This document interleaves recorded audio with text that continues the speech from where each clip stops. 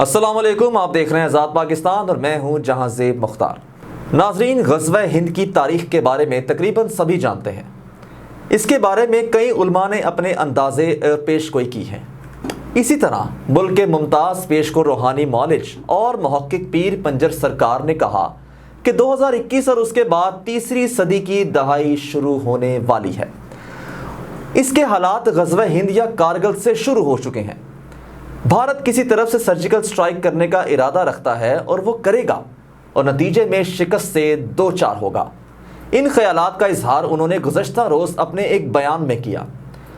پیر پنجر سرکار نے کہا کہ بھارت کے اندر ایک بڑی 1947 سے بڑی تحریک نظر آ رہی ہے اور بھارت 3 ٹکڑوں میں تقسیم ہوتا دکھائی دیتا ہے۔ پہلے بھارت کا دشمن صرف پاکستان ہوا کرتا تھا، اب وہ چین، بھوٹان، نیپال، بنگلہ دیش اور اب شری لنکا اور سب سے بڑا دشمن سکھ تنظیم کو سمجھتا ہے، وہ تنظیم جو کسی وقت میں بھارت کا رائٹ ہینڈ ہوا کرتی تھی۔ دوستوں، پیر پنجر سرکار یہ بھی کہتے ہیں کہ اب خالصتان تحریک زور پکڑتی دکھائی دے رہی ہے اور اب خالصتان کی آزادی کا سورج طلوع ہونے والا ہے۔ انہوں نے مزید کہا کہ مودی کے خلاف فوج بھی کارروائی کر سکتی ہے، اس کا تختہ الٹا سکتی ہے۔ بھارتی سپریم کورٹ بھی مودی کے خلاف فیصلہ دے سکتی ہے، اور تو اور بھارت اور مودی چاروں طرف سے چت ہوتا دکھائی دے رہا ہے۔ That's a strange thing۔ Modi کے اتحادی اسرائیل، امریکہ، روس، UAE اور عرب ریاستیں ساتھ چھوڑ دیں گی اور بھارت کے 2021 میں طیارے گرتے دکھائی دے رہے ہیں۔ ناظرین، اگر میں اپنا پوائنٹ آف ویو دوں تو حال ہی میں کرونا نے واقعی انڈیا کے پر کاٹ دیے ہیں، اور اس وقت انڈیا میں جتنے حالات ناسازگار ہیں تو ہو سکتا ہے کہیں نہ کہیں پیر پنجر سرکار کی پیش گوئیاں کسی حد تک یا ان کے اندازے کسی حد تک سچ ثابت ہو سکے۔ اب آپ کو میں مزید بتاتا ہوں کہ پیر پنجر سرکار کا یہ کہنا ہے کہ سکھ انتہا پسند جہاز اغوا کر سکتے ہیں اور بھی بڑی کارروائی ڈال سکتے ہیں۔ چین کے بھارت کی طرف قدم بڑھ رہے ہیں، یہ رک نہیں سکتے، صاف واضح دکھا دے رہا ہے۔ چین فوجیں مقبوضہ کشمیر میں کسی وقت بھی داخل ہو جائیں گی۔ مقبوضہ کشمیر کی آزادی میں چینی فوجیں اور حکومت پیش رہیں گی، اور اس کے علاوہ چینی فوجیں اور پاکستانی فوجیں کسی وقت بھی دہلی پر قبضہ کر سکتی ہیں اور باقی شہروں پر بھی قبضہ کریں گی۔ ان کے مطابق 2021 بھارت کے لیے منحوس ہے۔ مودی کو اپنے ماریں گے اور ملبہ پاکستان پر ڈال دیں گے، جو کہ پہلے سے چلتا آ رہا ہے کہ انڈیا کے ملک میں جو بھی دھماکے ہوتے ہیں، جو بھی دہشت گردی ہوتی ہے، مطلب جو بھی آپ اس کو کہہ سکتے ہیں کہ ریاست میں کوئی بھی ہیرسمنٹ ہوتی ہے تو آ جا کے اس کا بلیم پاکستان پر ڈال دیا جاتا ہے۔ لیکن پیر پنجر سرکار کے مطابق کہ بھارت کو اپنے ہی ماریں گے اور وہ ملبہ بھی پاکستان پر گرا دیا جائے گا۔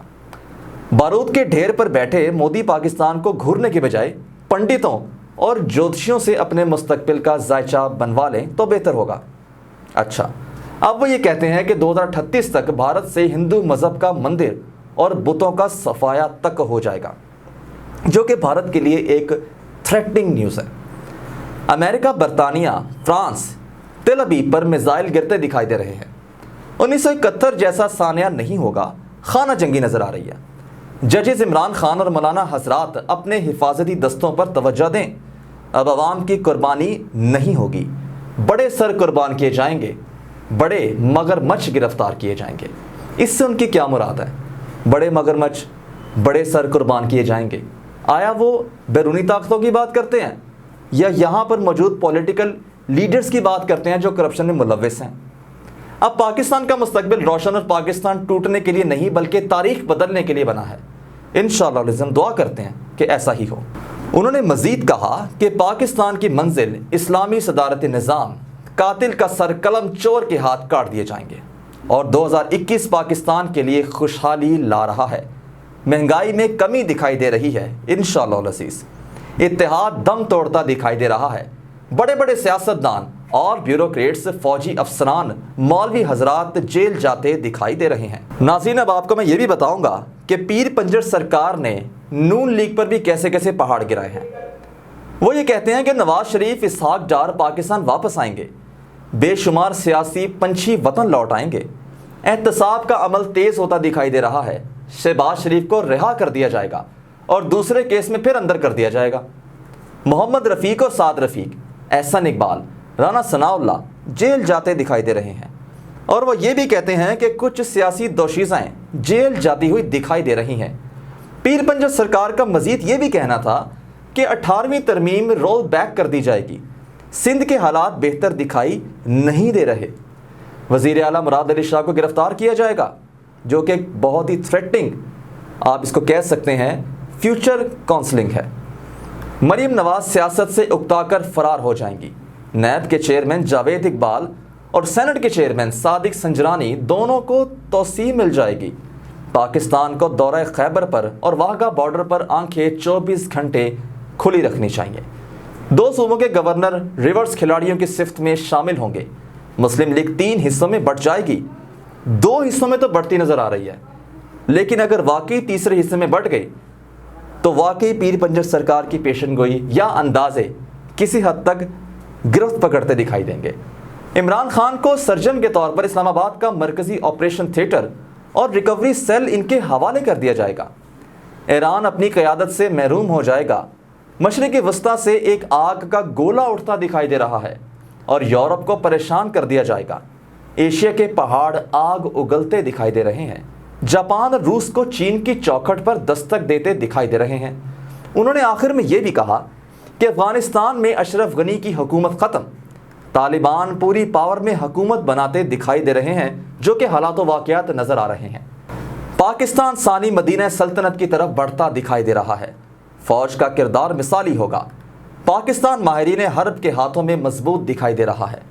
فوج، عدلیہ اور عوام ایک پیج پر چین دنیا کی قیادت کرے گا۔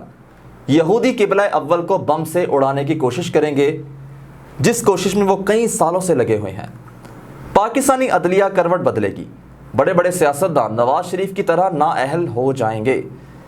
اب ان سیاستدانوں میں ناظرین کون کون آتا ہے؟ اس میں ہو سکتا ہے کہ کئی لیڈرز نون لیگ کے ہوں تو کہیں پی ٹی آئی کے بھی ہوں، کہیں پیپلز پارٹی کے ہوں اور سیاسی جماعتوں کے ہوں۔ اس کو نیگیٹو لیں یا پازیٹیو، اس کا جواب آپ نے کمنٹس میں ضرور دینا ہے۔ پاکستان کی سیاست مارچ کے بعد نئے موڑ میں داخل ہوگی۔ مارچ کا مہینہ حکومت کے لیے فیصلہ کن ثابت ہوگا۔ 2024 کے بعد تیسری عالمی جنگ چھڑ جائے گی۔ کفر کی شکست اٹل ہے۔ 9/11 کی تاریخ اسرائیل میں دہرائی جائے گی۔ عمران خان ساتھیوں کی سازشوں سے ہوشیار رہیں۔ زرداری گرفتار ہوں گے، جیل جائیں گے، نااہل بھی ہوں گے اور پیسے بھی واپس کریں گے۔ ایک بات کا خیال رہے، جیل میں سندھ کارڈ ریموٹ کنٹرول ساتھ لے جائیں گے۔ تو دوستو، ان پیشن گوئی اندازوں کے بارے میں آپ کی کیا رائے ہے؟ کمنٹ میں ضرور آگاہ کیجیے گا۔